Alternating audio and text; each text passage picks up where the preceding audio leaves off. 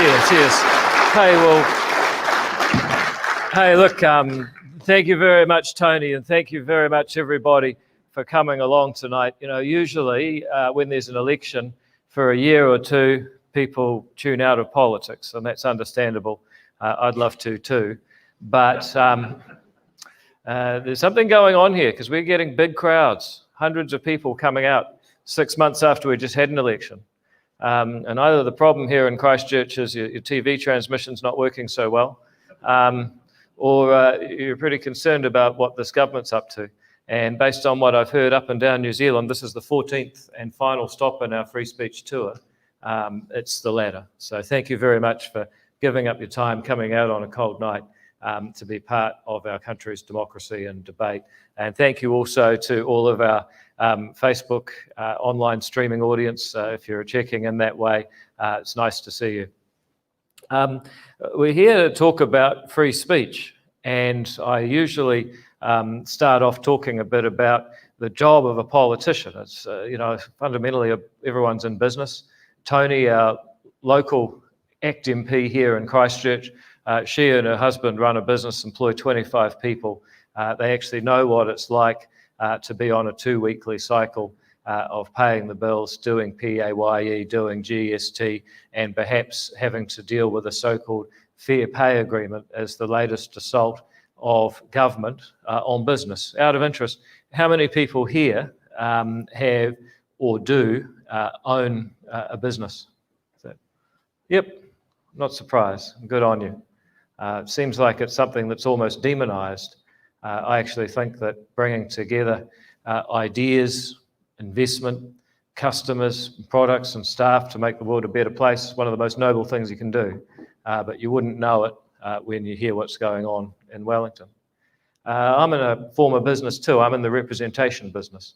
And that's the process of hearing the concerns and aspirations of people up and down this country and putting it into a narrative that we can implement at the pointy end in Wellington. But that process starts with hearing what people actually have to say in order to make sure you're truly representing. And if you ever get really bored and find yourself actually watching Parliament on TV, you'll notice there's a lot of people there who aren't actually speaking for anyone because they haven't listened to anyone. So I'm always really grateful for the second half of this talk where we get into a bit of Q&A.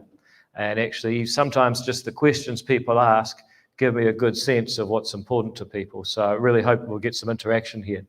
The other thing I'd say is that we try and do all of this within an hour. So, you know, the deal is we're not going to detain you. We're actually trying to reduce politicians interfering in your life, not extend it.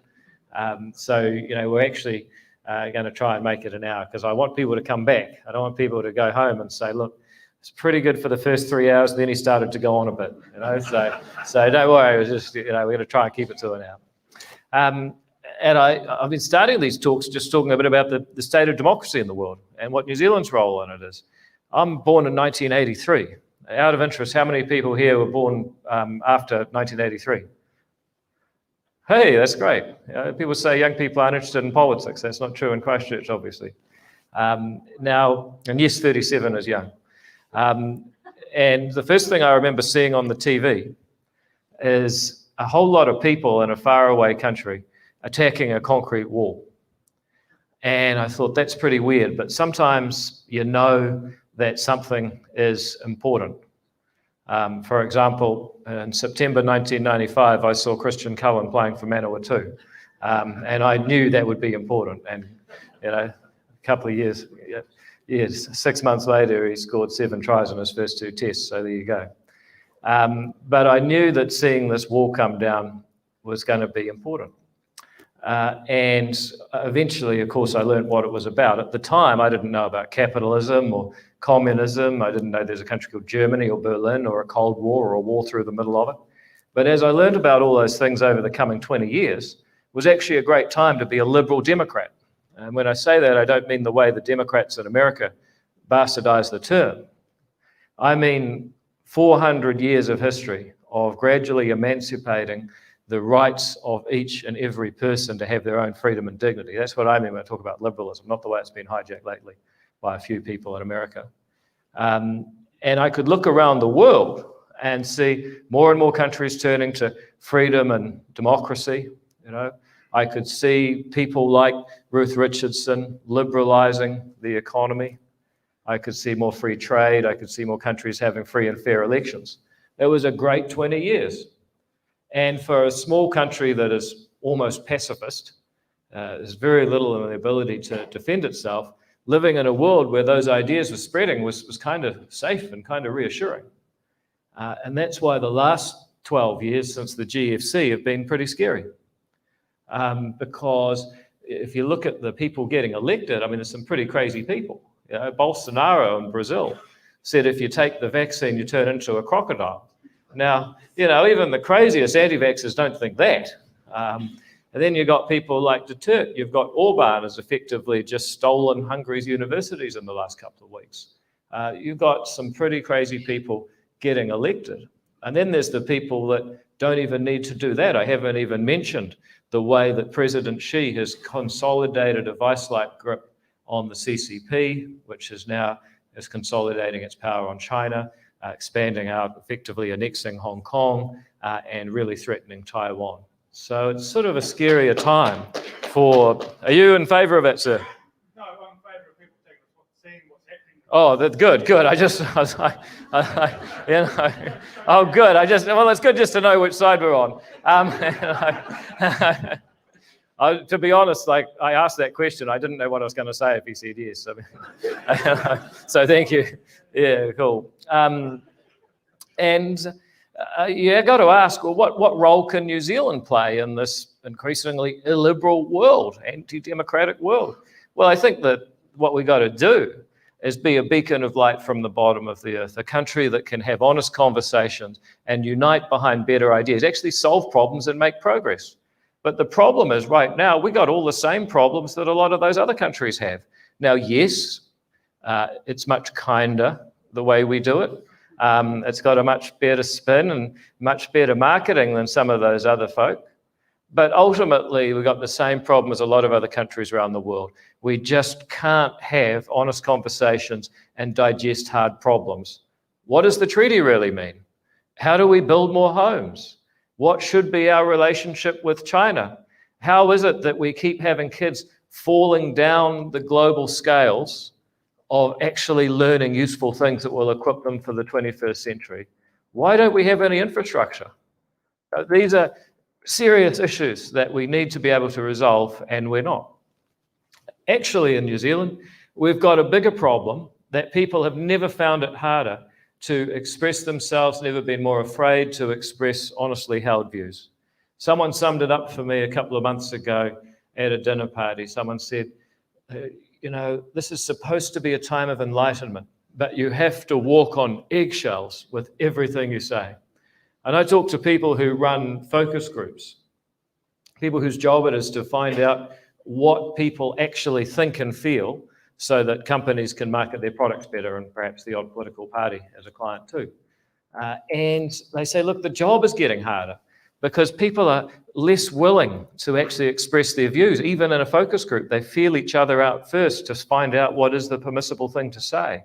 I think this is a major cultural problem that we have a real difficulty solving problems rationally. And that's why some of these authoritarian countries are actually looking more competent than they have for a long time vis-a-vis democracies.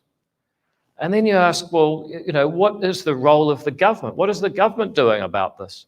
Well, you'd hope that they'd be trying to show some leadership and say, look, it's okay to have open debate, attack the idea, not the person. People don't need to be offended all the time. And yet what our government is doing is actually putting more restrictions, or proposing to put more restrictions on speech than just about any other government in the democratic world. Pretty difficult to lecture the CCP when you're actually cracking down on free speech yourself. And these hate speech laws, if you actually look at what they've proposed in their cabinet paper last December, is the idea that a person can go to jail for 3 years or pay a $50,000 fine if they stir up or maintain hatred against a group of people the government's identified as being protected by, for example, insulting them. Now, you think about this. It's so subjective and it's so politicized. And the problem is, if I get taken to court accused of burglary, I happen to know what the definition of burglary is.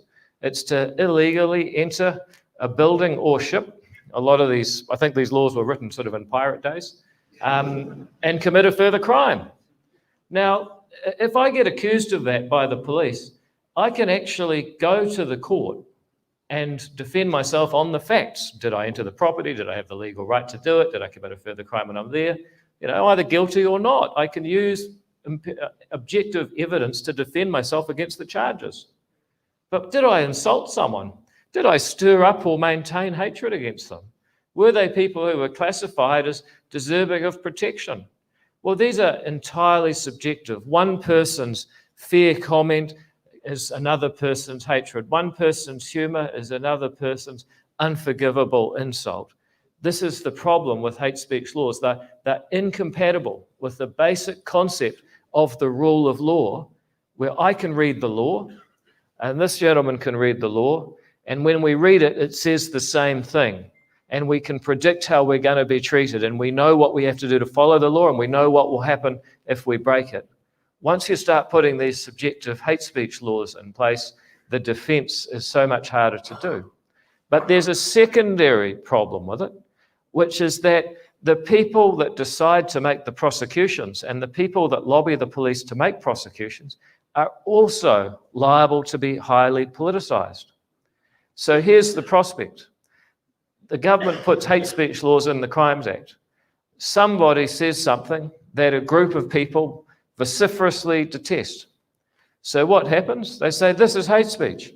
We're all going to make a complaint to the police, and the police have to prosecute them.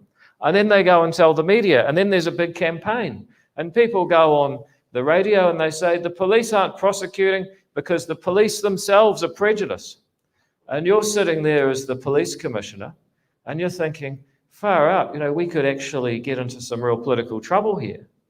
So why don't we just prosecute the poor bugger? So you've got prosecution decisions that are already highly politicized. You've got the police who are highly politicized. Incidentally, I've had a few police come to these meetings on the free speech tour, and you can always tell because they have these real shit kicker boots that they don't change those. They change their uniform, but they've still got those boots on. And they say, look, nobody in the police force wants to be involved in this. We don't want to be politicized. We don't want to end up policing speech and having to make political judgment calls because it actually denigrates our legitimacy. But anyway, the police come under pressure to prosecute, and they say, oh, we'll just do an investigation. Now, at that point, most people that I know are terrified of the idea of being spoken to by the police. I'm like that. Even getting a parking ticket, a speeding ticket. You feel kind of bad, like you've been a bit naughty. The idea of being taken down to the station and actually questioned about whether or not what you said was your honestly held belief, and whether you had hatred or whether you intended to offend anybody and have to justify whether what you said, which may have been political speech, was okay. That, for most people, is enough to terrify the hell out of them and chill people's expression.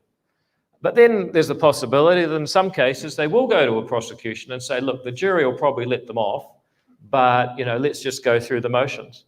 And all of a sudden, you've got kind of show trials where we've actually politicized our judiciary and our court system, as well as our police. And this is the difficulty when you get political bodies involved, or political causes involved in our justice system that should be apolitical. And here's the other group that'll be driving it. Who's heard of the Human Rights Commission? I mean, these people, these are some of the worst people in Wellington, and that's, a high bar. Now, I just want to say, if anyone from Wellington's watching, I don't mean the whole city, just the Wellington as an example of the capital, the political class. Well, you guys all Cantabrians, you probably hate them, all other cities. But in any case, these guys, they got a disability rights commissioner, Paula Tesserio.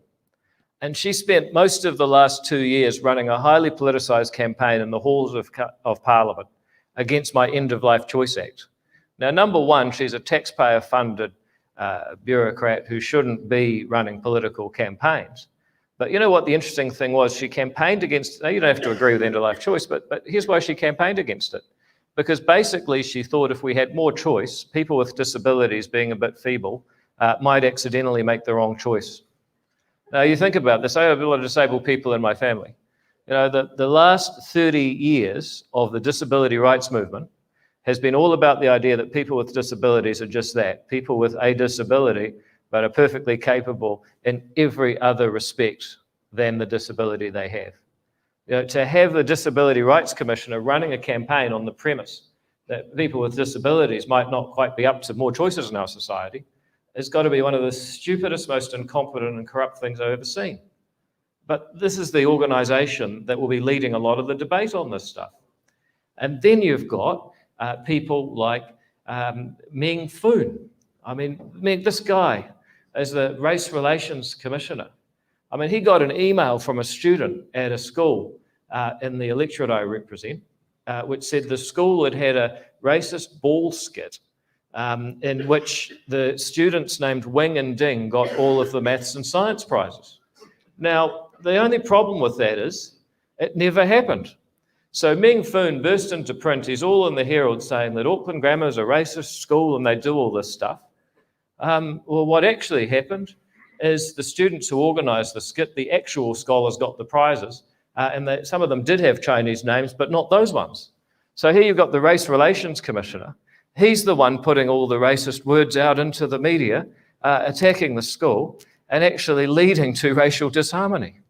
I mean, it's hard to really exaggerate how dumb these people are. Then there's the head honcho, Pat Hunt, and good old Pat. I've got to say, you know, it's not good when you have to be dragged kicking and screaming by no less than Kim Hill to denounce anti-Semitism on the part of your old boss.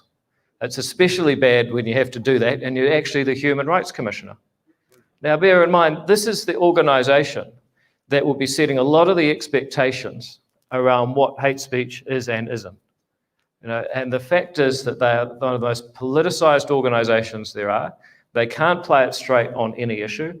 They're largely incompetent, even if they did want to play it straight.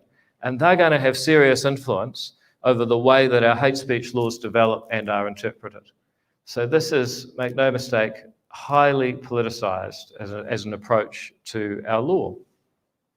And there's good reasons why we need to be able to have free speech and debate. You know, one of them, as I've kind of touched on, is that we need to be able to problem solve. We need to be able to make progress as a society. One of the biggest achievements of New Zealand, in my view, is on the $10 note. Kate Shepherd and universal suffrage. But how did she do it? If you ever get the chance to read her speeches, she was one of the best orators that we've ever had. Never sat in Parliament. She won it by being cutting, by being witty, by being a very effective debater. Bear in mind, her ideas that seem obvious now were not popular. Even a lot of women at the time didn't want to vote. And she managed to win the day because she was always free to say what she believed. Absolutely critical. One of our nation's greatest achievements was built in part on the back of free speech. We need to be able to keep solving political problems, and we've got a lot today. Some of the ones I listed earlier about what the treaty means, about China, about why we find it so difficult to build infrastructure and homes. These are serious difficulties, and yet I don't think we're having the kind of conversations required. But here's another one. To some extent, free expression is just what it means to be human. Now, I've been doing this survey nationwide. How many people here are cat people? Yeah, okay, pretty solid. All right, yeah. What about dog people? Okay. How many people kind of buy, like sort of go both ways for the cat and the dog? Yep. Okay, yeah, no, that's pretty, it's a popular choice. More popular here than in other cities, I got to say. But, you know, how many people here, now this is the really interesting one, how many people here believe that their cat or dog has original ideas of its own? Yeah. Well, I mean, look, I don't know if you're serious, but I think it's important that, okay, you are, ma'am, I can see. Yeah, all right, that's cool. Look, one of the things about being human is that we each have a unique experience of the world, and we all have things to say about the world that maybe no one else does. And to deny the ability of self-expression is to deny humanity. So aside from solving problems, it actually has a real value in terms of just self-expression is what makes us human. And then there's another one that people don't often raise, but which I think is important, and this is the ability to make scientific progress. Science is really just seeing things and saying things, making hypotheses and observing the facts and deciding if that was the right theory or not. Ask Galileo. He looked through his telescope, saw a few things, said a few things, Catholic Church not so keen, spent the rest of his life in house arrest. But fundamentally, you can't make scientific progress if you can't see things and say things. Let me give you a more contemporary example. How many people here have heard of chest feeding? Got to be someone. Yeah, this man here. Yeah, okay. Yep, there's a few people have. Chest feeding, for the uninitiated, is a term that's recently been endorsed by Australian National University in Canberra. A pretty serious outfit, not at the level of UC, of course, but a pretty serious outfit. And they have issued an edict for people on their campus that they shouldn't refer to breastfeeding, they should refer to chest feeding. And the point of this is that they want to include people who are trans women, so people who are biologically born male but identify as female, want to be included in feeding infants, and they don't want the mere fact of not having mammary glands to be an impediment to this. Now, people say this is crazy. I'm not making this up. This is ANU. This is a serious outfit. And the problem is that they are denying the existence of breasts. And I'd end up sort of, going up down the country just defending the right to say that breasts are real things. And I was in Napier, I had some guy in the front row say, "Oh, well, I just like to say some of them aren't real." But I mean, that's Napier for you. We don't get that here in Christchurch. We're civilized people. The thing is that if you can't say basic things, we are mammals. We, or at least the female humans, have mammary glands. They use it to turn sugars into lactose. That's what infant humans consume. These are really basic facts. And if you have a university where you're actually denying the ability to say that with these absurd concepts, then first of all, you're stopping science.